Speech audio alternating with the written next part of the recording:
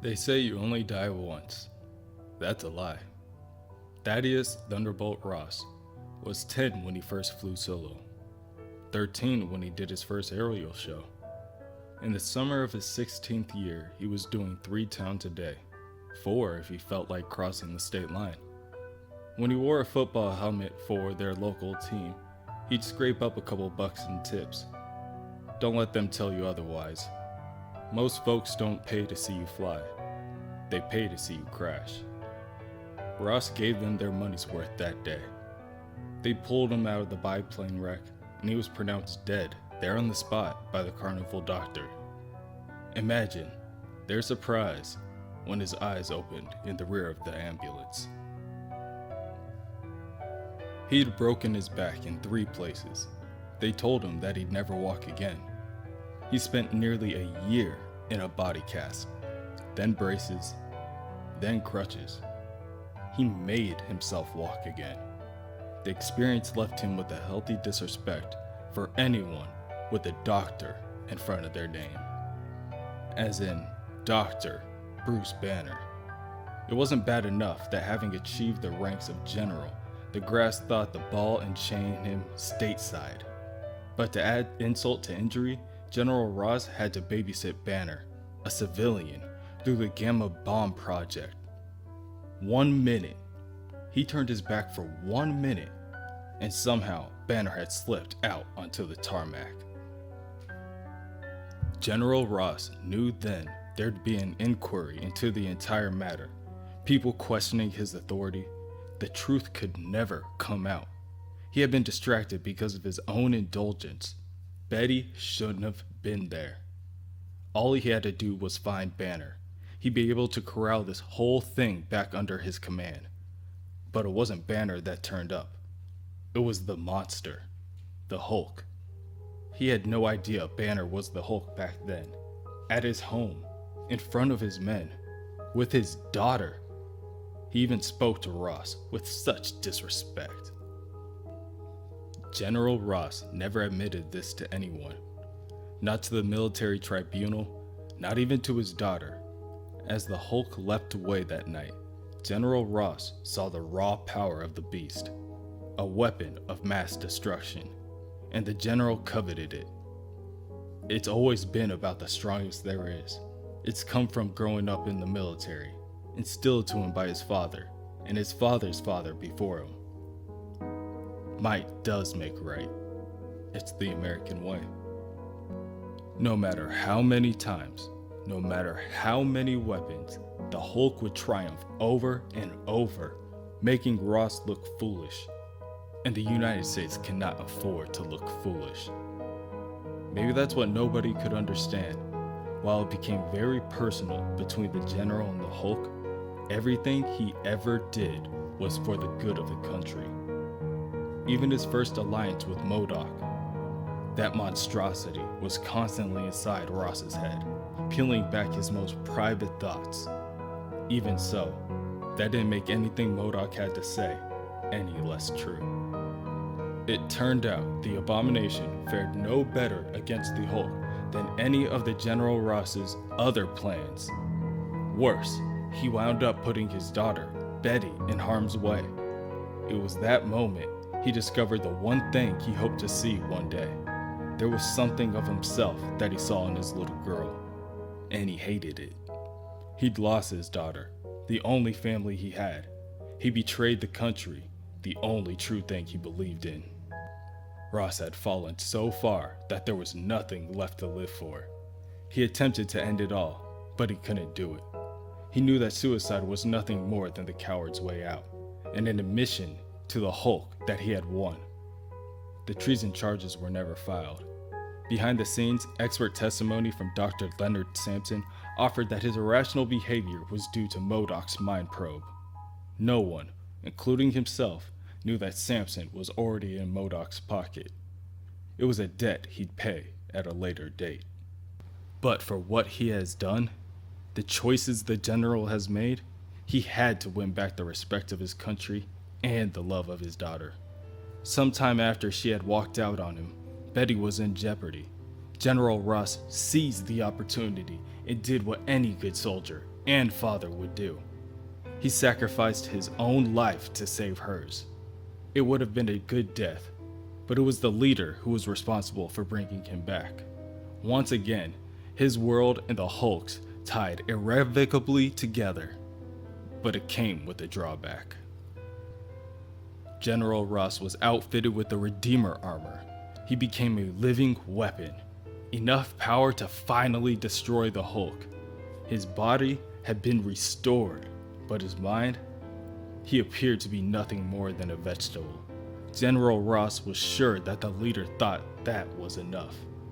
What the leader didn't know, what no one knew, was that his mind was working, trapped without the ability to speak or function on its own.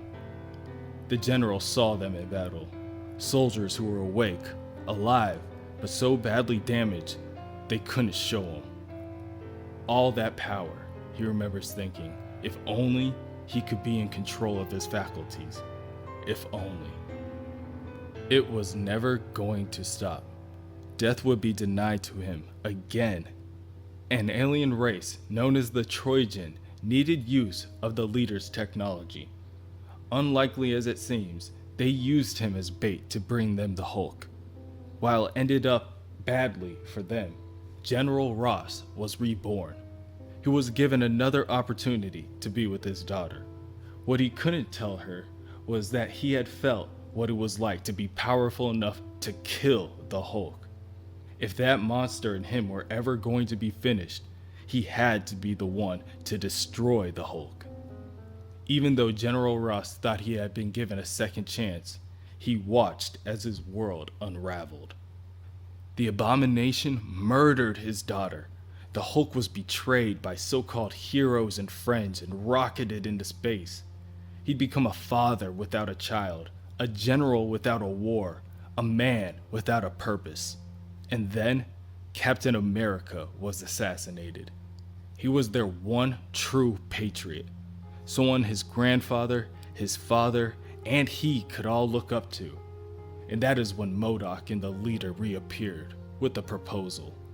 The country was broken, and they wanted to give the general the tools to fix it, and the tools to bring Betty back. Those grotesque freaks knew exactly what buttons to push.